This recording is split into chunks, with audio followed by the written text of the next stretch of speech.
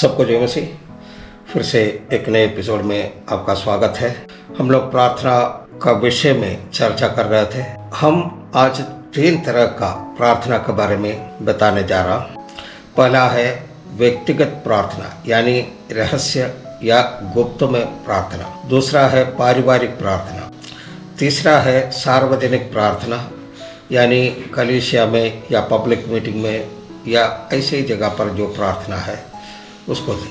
वैसे 3 तरह का प्रार्थना है। तो पहला व्यक्तिगत प्रार्थना यानी रहस्य में यानी गुप्त में जो प्रार्थना करते हैं उसके बारे में अभी देखेंगे। आप में से कोई बाइबल में ऐसा कोई वचन है? मैं ये बता देता हूँ। मत्ती रचित सुसमाचार उसका 6 अध्याय उसका 6वां वचन में इसे लिखा है, परंतु जब तुम प्रार्थना करे तो अपनी कोठरी में जा और द्वार बंद करके अपने पिता से जो गुप्त में है प्रार्थना कर, और तब तेरा पिता जो गुप्त में देखता है तुझे प्रतिफल देगा। यहाँ पर एक व्यक्ति से कहता है अपनी कोठरी में जाओ, द्वार बंद करो, स्वर्ग की ओर देखो, तब क्या होगा? तुम्हें कोई नहीं देखेगा, तुम भी किसी को नहीं देखोगे, तुम एकाग्रचित्त होगा। उस समय तुम्हारा प्रार्थना जिसे सुनना है वो तुमको देखेगा। हालेलुया। व्यक्तिगत प्रार्थना के लिए एक जगह चाहिए, उसमें दरवाजा होना चाहिए। तुम्हें कोई नहीं देखे और तुम भी किसी को न देखना है। तुम्हारा प्रार्थना जिन्हें सुनना है वो तुमको देखेगा। आपका प्रार्थना कौन सुनेगा? स्वर्गीय पिता, गुप्त में देखने वाला पिता। ये पिता का एक विशेषता है। जो चीज दूसरा नहीं देख सकता है वही वो पिता देखते हैं। जहाँ पर दूसरा नहीं पहुँच सकता है वही वो पिता पहुँच जाएगा। वही है गुप्त में तुम्हें देखने वाला परमेश्वर। व्यक्तिगत प्रार्थना में एक व्यक्ति प्रार्थना करने के लिए जाते हैं तो परमेश्वर के सामने 3 बातें होती है। पहला है प्रार्थना करने वाला व्यक्ति, दूसरा है प्रार्थना का विषय, तीसरा है प्रार्थना का उत्तर। परमेश्वर के लिए कौन सा महत्वपूर्ण है आप बता सकते हैं? हम और आप अगर है तो ज्यादा महत्वपूर्ण तीसरा बात होता है कि तीसरा बात होता है कि नहीं। हम सोचता है इसका निदान क्या है, इसका उत्तर क्या है, हमारा समस्या कैसे हल होगा।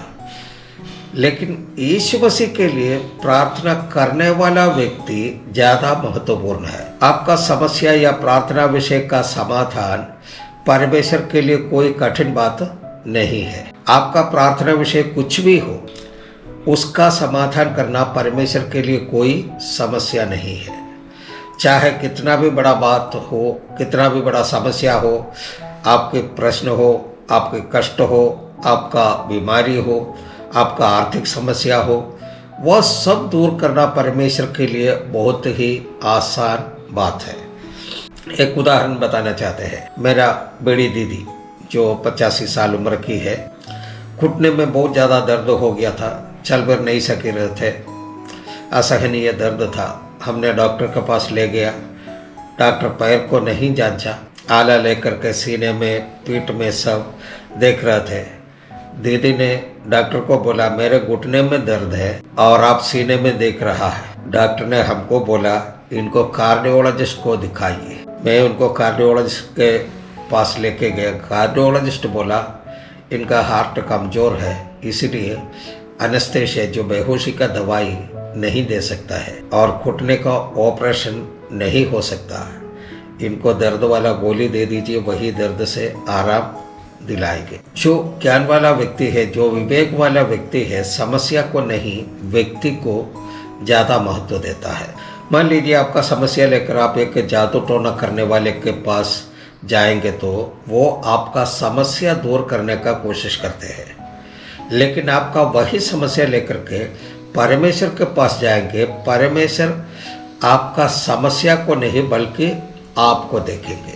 हमारा व्यक्तिगत या गुप्त प्रार्थना से परमेश्वर क्या चाहता है? व्यक्तिगत प्रार्थना करने वाला व्यक्ति को परमेश्वर ऑपरेशन में लेकर जाएगा दरवाज़ा बंद कर लेते। कुछ दिन पहले दुनिया का एक नामी पास्टर, बहुत बड़ा ऑपरेशन हुआ उसका, ऑपरेशन सब करने के बाद सही हो करके जब घर आया, उसके बाद वो पत्रकार को बुला करके इसे बयान दिया, सेवकाई के व्यस्तता के कारण मैं प्रार्थना का समय को कम कर दिया था, इसी वजह से परमेश्वर मुझे ऑपरेशन थिएटर पहुंचा दिया।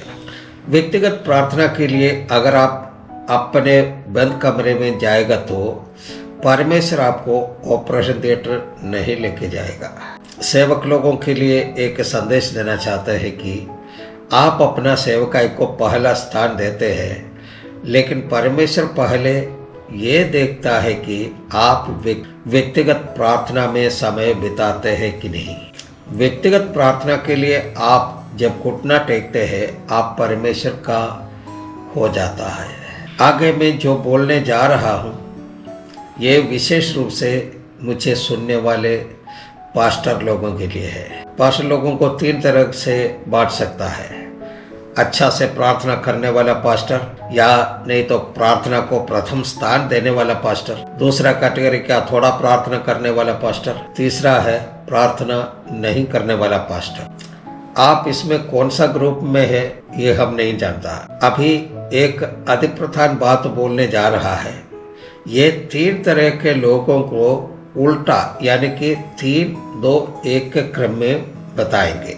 पहले तीसरा कैटेगरी का लोगों के बारे में बताते हैं, पास्टर के बारे में बताते हैं। प्रार्थना नहीं करने वाला पास्टर। प्रार्थना नहीं करने वाला पास्टर को शैतान परमेश्वर का सेवकाई के नाम पर इस्तेमाल करेगा। सेवकाई सेवकाई सेवकाई बोल करके बेचैन हो करके चलते फिरेगा, उनको शैतान इस्तेमाल करेगा।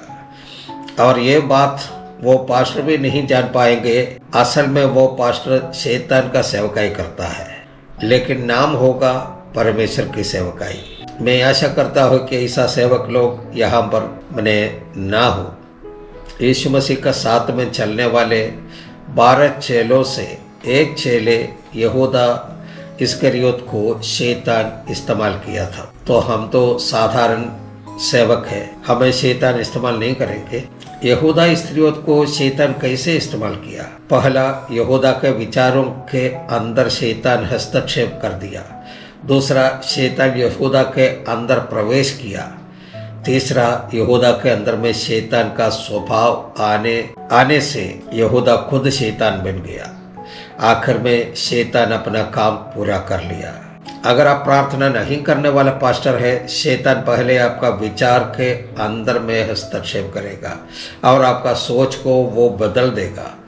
अगर आपका सोच बदल देगा तो शैतान को आपके अंदर प्रवेश करने में कोई कठिनाई नहीं होगा। ऐसे आपके अंदर शैतान कब्जा जमाने के कुछ दिन के बाद अपना काम करना शुरू करेगा, क्योंकि आपका सोच को वो बदल चुका है। अब आप शैतान के वश में हो, वो जैसे चाहे आपको नचा सकते हैं। अब समाज में आपका नाम पास्टर है, काम शैतान का करते हैं। प्रार्थना नहीं, काला पैंट और सफ़ेद शर्ट पहन करके आप पास्टर है बोल करके चलते फिरते हैं। शैतान हमें इस्तेमाल करना है तो हमको क्या करना है? कुछ नहीं करना है। जैसे अभी चल रहा है वैसे चलते रहिए। 2-3 प्रचार कहीं से सीख लेना, कभी कभी कलीसिया में प्रचार करना, दान और दशमांश तो बटोरना, खा पी करके सो जाना। आपको सचेत रहने का जरूरत है। हालेलुया। अब दूसरा कैटेगरी का लोगों को बोलते हैं, मैंने थोड़ा प्रार्थना करने वाला पास्टर को परमेश्वर सेवा करने के लिए शक्ति प्रदान करेगा, सहायता करेगा, लेकिन वो जल्दी थक जाएगा और फिर वह निराश का अवस्था में चल जाएगा।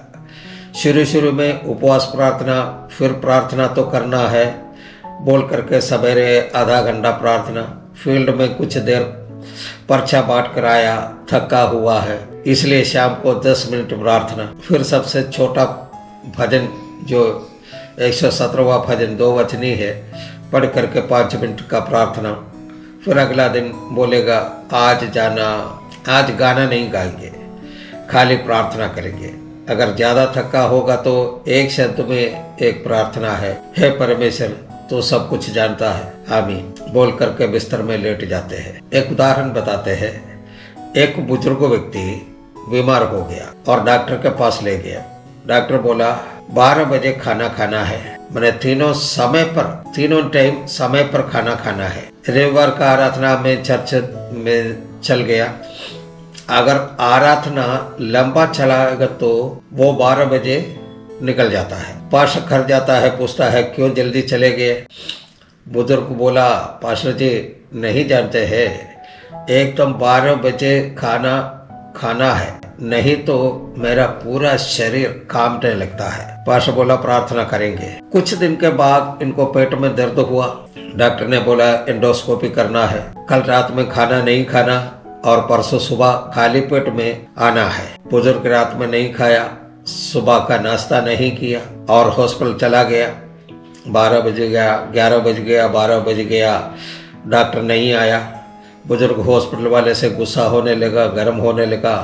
बोला है सवेरे कल रात में नहीं खाया, आज सुबह में भी नहीं खाया है, अभी तक डॉक्टर नहीं आया, हमारा जांच कब होगा। 1 बजे डॉक्टर आया, जांच वगैरह करते 3 बज गया। 3 समय खाना नहीं खाने से नहीं बुजुर्ग का देह थरथराया ना कपकपी हुआ। पास्टर का आराधना कुछ देर चल गया तो कपकपी होने लगता है, देह थरथराने लगता है। डॉक्टर खाली पेट रहने के लिए बोलेगा तो कोई बीमारी। दूसरा कैटेगरी के लोग सेवकाई करते तो परमेश्वर का सहायता करता है, लेकिन वे लोग जल्दी थक जाते हैं। ऐसे थक जाते तो थके बिना सेवकाई करने वाले से थोड़ा जलन होना स्वाभाविक है। बाइबल से एक एग्जाम्पल बताते हैं। इसका नमूना है मार्था और मरियम। मार्था मरियम से जलती है, क्यों? क्योंकि मरियम प्रार्थना करने वाली है, मार्था भी प्रार्थना करने वाली है, लेकिन मार्था सेवा यानी कि काम को प्राथमिकता देती है, मरियम प्रार्थना को प्राथमिकता देती है। अब मार्था काम करके थक गई, नतीजा क्या हुआ? मरियम से नाराज हो गई। मार्था यीशु से शिकायत करने लगी। यीशु से मार्था नाराजगी व्यक्त करना चाहती है, इसलिए पहले अपने बहन से नाराज हुई। यीशु ने क्या बोला है? मार्था तुम इधर आओ, तो इतना मेहनत करने का जरूरत नहीं, तो मेरे पास आकर के बैठ। यीशु मसीह के पास बैठने का क्या मतलब है? परमेश्वर के पास बैठना। कार्य करने वाली तू नहीं है, बल्कि कार्य करने वाला मैं हूँ। मुझे काम करने के लिए तू केवल एक पात्र बनना है। Hallelujah, hallelujah. एक और उदाहरण बताते हैं। मान लीजिए आप कलम से बहुत लिखने वाला व्यक्ति है। कलम कभी आपसे शिकायत नहीं की है कि मैं बहुत थक गया हूँ। नहीं, कल्पना कीजिए अगर कहीं वो कलम आपसे ऐसे बोल देंगे तो आप क्या करेंगे? सीधी सी बात है, आप कलम उठा करके फेंक देंगे और दूसरा कलम लेकर के लिखना शुरू करेंगे। हमारा कहने का ये तात्पर्य है, थोड़ा प्रार्थना करने वाला थक्का मंदी से काम करना यानी कि सेवा करना छोड़ देंगे तो आपके बदले परमेश्वर दूसरे को इस्तेमाल करना शुरू करेंगे। Hallelujah, hallelujah. अभी यहीं पर समाप्त करते हैं, अगले एपिसोड में फिर मिलेंगे। तब तक के लिए सबको जय मसीह, सबको धन्यवाद।